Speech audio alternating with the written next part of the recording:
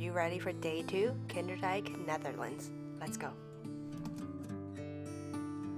In comparison to day 1, which is a little bit more hectic with the airport transfer, everything else, getting used to the ship, today is quite relaxing. Only the morning we're going to be visiting some windmills, and then afterwards, basically from lunch and on, we're just traveling and being on board, and basically just some time for you to relax and explore a little bit.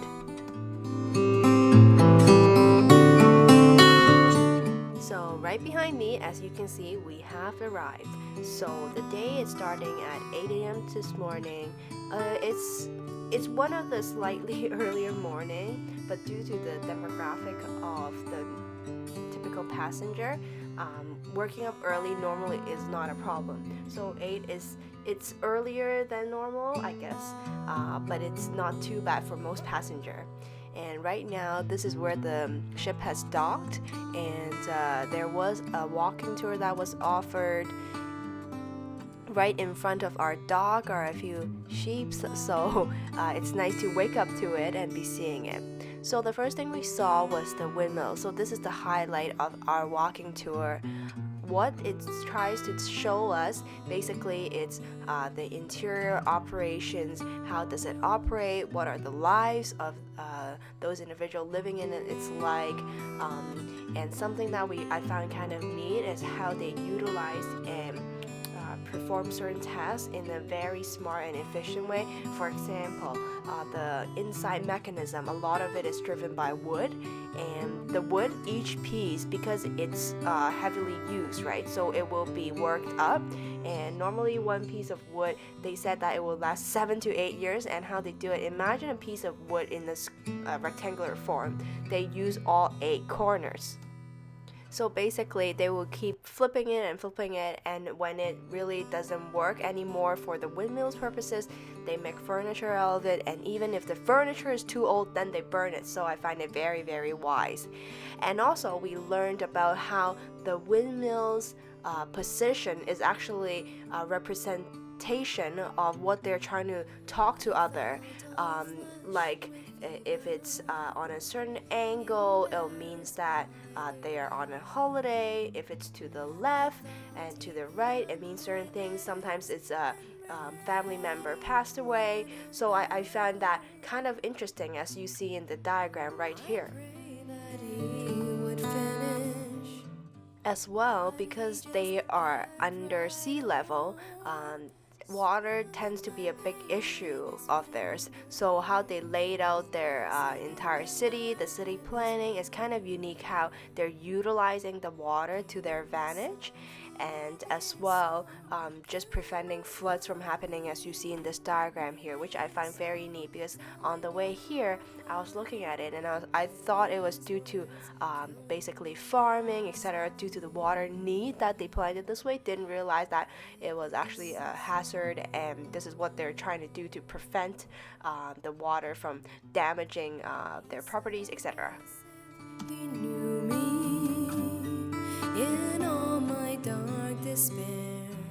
Since we returned at around 11:15, we have tons of time to prepare for lunch, and right now, as you can see, the ship is in motion, and this is what it feels like. It's quite relaxing, I have to say, and especially today, because we have so many hours on board. There's no need to rush, and you can just basically sit back, relax, and enjoy. In fact, I think this is actually a great opportunity for you to explore, have some tea, have some snacks, really just take your time, because this is day 2. If you're not going to explore now, when are you going to do it, right? So coming to Viking, it's definitely very festive. Although we're not on the Christmas tour per se, but if you look around me right now, you'll see tons of festive decorations with the Christmas tree, Christmas decorations, and I'm definitely glad that we chose Christmas time. A lot of people were asking me why I chose Christmas and not summer. Well, for one thing, it's better value. And another is that we really wanted to see the Christmas market, and we're really glad that we did, because in Europe versus in North America, although we do have a lot of celebrations in the malls, etc., but it's just not the same. We were at Amsterdam, you saw the footage.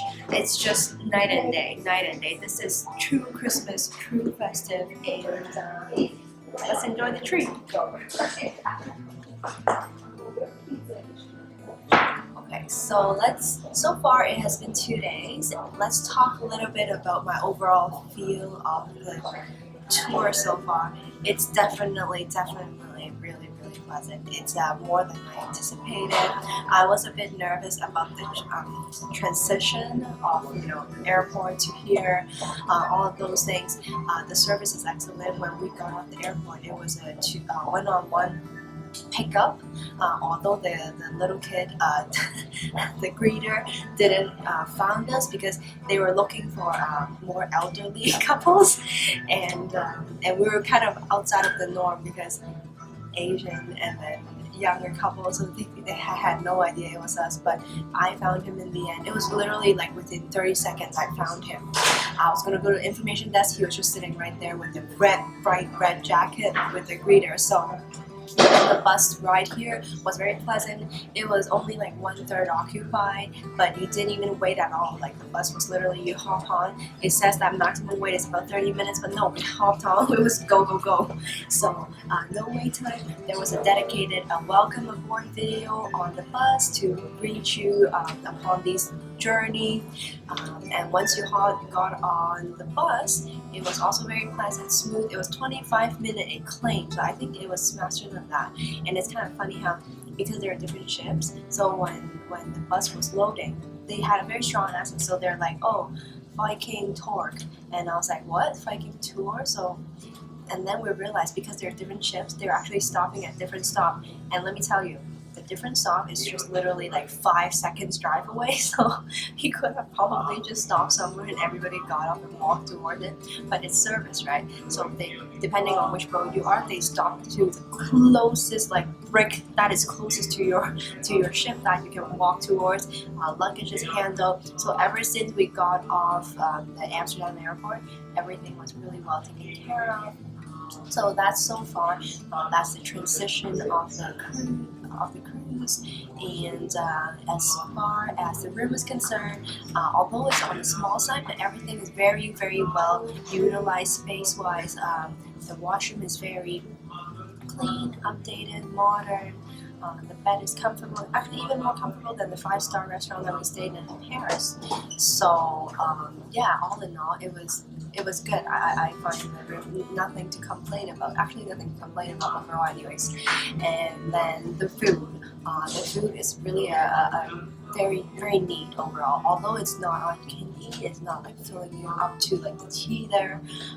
It's very good, especially dinner. Different sauces that they make, they actually foam up different sauces, like and even salad dressing. It's not the Thousand Island like Norwegian or Carnival that they buy tons of the Thousand Island typical craft dinner, whatever craft brand. They made it, so everything is from scratch. And if you look at like the food that they serve, even at the buffet bar, the things that even they chopped up, everything is consistently sized, so you can tell these people know what the hell they're doing. So it's really neat, and even the 24-hour drinking bar there, like the fountains, it has sparkling water. You have still, they have everything you name it, coffee, cappuccino, whatever, and it's good. It's actually really good. So that's the food we have experienced so far. Oh, and as far as the walking tour and the tour is concerned, it's also magnificent. The guides are very energetic, although I heard some complaints that because they're not fluent in English, sometimes it's harder to understand, but it will do. They are friendly enough. They do try hard enough, and we are lucky that so far we have none of those problems. And I think it's timed correctly. It's not prolonged too long. As you can tell, like the crowd typically it's a little bit more mature, so I think they're trying to just accommodate everybody to make sure they're not overwhelming anyone. And just for instance, like on the second day today, we have one activity. It was in the morning, 8:45 until it's for an hour and a half. So basically, it's a very good, and then once we hop back on, we had lunch. We had a little lecture on cheese and alcohol, Dutch, and then now we have another Dutch tea time lecture. Tea time thing. So 2 activities, 3 activities, and that's about it. And other times I can actually get so much time to record my own videos. So all in all, if you want a relaxing trip, if you want a worry-free trip, if you want a trip that you won't be actually focusing on the negative, whatever it is, like the service, the room, the furnishing, or whatever, whatnot, this is the place to go. And all of all the river cruise, especially, I know there are definitely, they claim to be higher end too, and I know they are obviously when they're charging like 2-3 times as much. But I think Viking so far is giving me the best value, and to me, this is at this point in life, this is more than enough.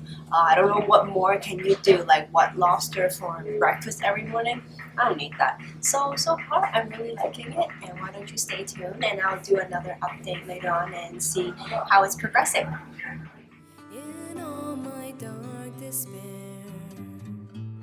and then